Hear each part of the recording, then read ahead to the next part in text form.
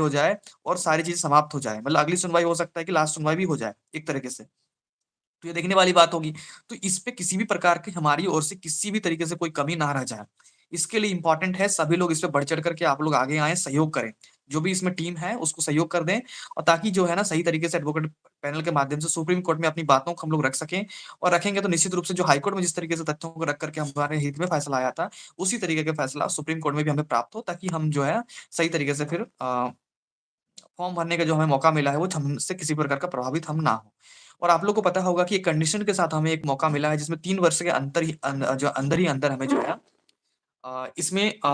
जेटेट परीक्षा से गुज़रना पड़ेगा और पहला ही प्रयास में टेट को उत्तीर्ण करना पड़ेगा, तभी हमारी नियुक्ति बची रहेगी। और इन सारे संदर्भ में भी जो है ना पिटिशनर के माध्यम से केस फाइल होना है, ठीक है? जैसे ये मैटर हमारा इधर से ये होता है, उसमें ही हम सारी चीज़ों को फिर आगे बढ़ाने के बारे में सोचेंगे। जिस प्रकार का जजमेंट आएगा या फिर जिस तरीके से जजमेंट प्रोनाउंस्ड होगा या फिर सुप्रीम कोर्ट में जो भी फैसले आएँगे, उसके बाद इन सारी चीज़ों की फिर तैयारी करनी है और समझना है इन चीज़ों को। तो ऐसे सारे लोगों से रिक्वेस्ट है या फिर जो समझ रहे हैं सीटेट उत्तीर्ण अभ्यर्थी आप सभी लोग इस पे जुड़े क्योंकि जो लोग जुड़ेंगे उनके माध्यम से ही फिर हम लोग आगे बढ़ेंगे उसके बाद, ठीक है? जो हमें 3 साल वाला कंडीशन और पहले ही प्रयास में टेट को अपीयर करना है क्योंकि ये हो सकता है हमारे लिए बहुत ज़्यादा चिंताजनक हो जाए आगे चल कर के क्या परिस्थितियाँ हो और जेटेट की नियमावली भी अभी कुछ ही दिन पहले नई तरीके से जो है ना उस पर चीज़ें आने वाली हैं। उसके बारे में भी थोड़ी देर में बात करेंगे, जेटेट नॉवल पे स्पेशल हम लोग बातचीत करने वाले हैं अभी इस मीटिंग में ही। लेकिन फिलहाल आपको एक आइडिया देने के लिए मैं बात कर रहा हूँ कि जेटेट पे भी बहुत सारी चीज़ें चल रही हैं। तो जेटेट किस प्रकार का परीक्षा आयोजित होगा, कितना उसमें लेवल बढ़ेगा और निश्चित रूप से लेवल बढ़ना है, ठीक है? पहले से बहुत सारी चीज़ें चेंजेज़ होनी है और अगर सेक्शनल कटऑफ भी उसमें शामिल हो जाता है तो फिर बहुत सारी दुविधाएँ हो सकती हैं। तो इन संदर्भ में भी बहुत सारी बातें करनी है और सहायक अध्यापक भी जो टीचर्स हमारे साथ लगातार जुड़े हुए हैं, हाईकोर्ट में भी जुड़े हुए थे और उसपे लगे हुए थे और आज भी लगभग हैं साथ में। तो उनके लिए तो सीधे-सीधे जो मानदेय से संबंधित मामला है, वो भी इससे जुड़ा हुआ है। मानदेय बढ़ोतरी वाला मामला जो जेटेट वालों को मिलता है, वो सीटेट वालों को मिलना चाहिए, इस तरह की चीज़ें उसपे है ऑलरेडी। तो जितने भी सहायक अध्यापक, पारा शिक्षक जो उसमें ऑलरेडी हैं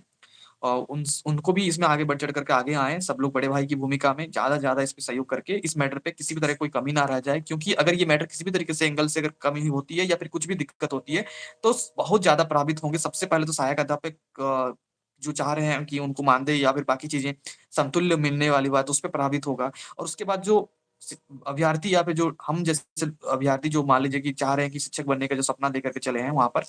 तो उन स वो भी हमें भी प्रभावित होना पड़ेगा उस संदर्भ में कि अगर कुछ भी दिक्कत होता है तब।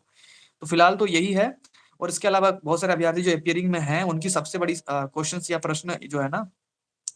एक्चुअली आप लोग कुछ प्रश्न हो तो आप पूछ सकते हैं कमेंट में लाइव में आप लोग डालना चाहते हैं तो कर सकते हैं और मैं देख लूँगा। तो फिलहाल जो है ना, जो आप लोगों को अपीयरिंग वाले कैंडिडेट का सबसे बड़ा दुविधा या संकट वाली या फिर मान लो समस्या है, वो प्रश्न पूछते रहते हैं लगातार कि क्या फॉर्म भरने का पोर्टल ओपन होगा कि नहीं होगा, मौका मिलेगा कि नहीं मिलेगा? तो इसके लिए निश्चिंत रहें, सभी लोगों को फॉर्म भरने का मौका फिर से पोर्टल ओपन होना है। इसके संदर्भ में आप अगर जेएसएससी को वेबसाइट को फॉलो करते हैं, तो उसमें ही इस चीज़ का ज़िक्र है। और नई नियमावली जो 29 जनवरी को पारित हुई है, वो उसमें आप इसको देख सकते हैं कि उसी के संदर्भ में जो है ना परीक्षा की तिथियों में बदलाव किया गया। फरवरी 10 में एग्ज़ाम परीक्षा होने वाली थी, उसी संदर्भ में उस परीक्षा को चेंजेस किया गया, डेट पे चेंज हुआ, फिर बहुत सारी चीज़ें चेंज हुई और उसमें ही जो है नोटिस पे जेएसएससी झारखंड कर्मचारी चयन आयोग जो है ना इश्यू करके इस चीज़ को पूरी तरीके से क्लियर कट है और आपको समझने वाली बात है कि नए तरीके से पोर्टल ओपन होगा जिसमें हो सकता है कि 2-3 दिन ही मिले या फिर 4 ही दिन मिले, लेकिन उसपे नए जो कैंडिडेट्स जो होंगे उनको भी मौका मिलेगा और जो भी जिनका भी जो चेंजेस हुआ है, उसमें कंडीशंस था कि बीएड वाली भी चीज़ें तो जो समस्या आ रही थी, उसपे भी हम लोगों ने लग करके उसको सुधार करवाया था,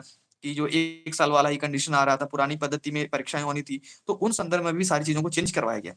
और वो परिस्थितियाँ चेंज हो गई हैं, बहुत सारी चीज़ें और भी नई चीज़ें ऐड हुई हैं, है ना? उसके लगातार चीज़ें मैंने लगभग बाकी चीज़ों पे लगभग हम लोग बात कर चुके हैं ऑलरेडी। तो आप लोग जितने भी हैं, इस चीज़ को समझते हुए या सारी चीज़ों को आप लोग जितने भी हैं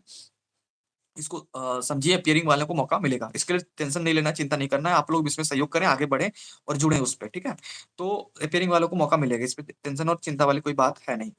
दूसरी चीज़ है कि बाकी जो अभी सुप्रीम कोर्ट और बाकी चीज़ों में चल रहा है ना, तो इस पर थोड़ा-सा पैनी नज़र या फिर आप लोग को भी इसके बारे में जानकारी होनी चाहिए कि क्या चल रहा है, नहीं चल रहा है। और बहुत सारे केसेज़ तो लगातार बहुत सारे हाई कोर्ट में भी अभी और आज ही का भी हिंदुस्तान के पेपर में अगर आप लोग देखेंगे कि एक सहायक अध्यापक वाला मैटर जो था या फिर पुरानी नियमावली में 15-16 में जो वैकेंसी में सीट बच गए थे, उसकी काउंसलिंग हाई कोर्ट के माध्यम से होने वाली चीज़ें भी आ रही हैं सर लगातार। तो पिटिशनर वाले मामले क्या होते हैं, नहीं होते हैं, कोर्ट में किस तरह की चीज़ें चलती हैं, नहीं चलती हैं और बहुत सारी चीज़ें होती रहती हैं। और कई बार जो न्यायालय के माध्यम से ही फैसला जो है न्यायोचित फैसला या फिर मान लीजिए कि जो न्याय मिलना होता है या फिर चीज़ें होती रहती हैं। तो इन चीज़ों को भी आपको लगातार अपडेट रहना है सभी लोगों को, ताकि आप लोग को एक सही जानकारी और सही मार्गदर्शन, और आप अगर उसमें नहीं जुड़े होंगे तो लास्ट में ये होता है कि जो सोनी कुमारी वाला केस वाला बात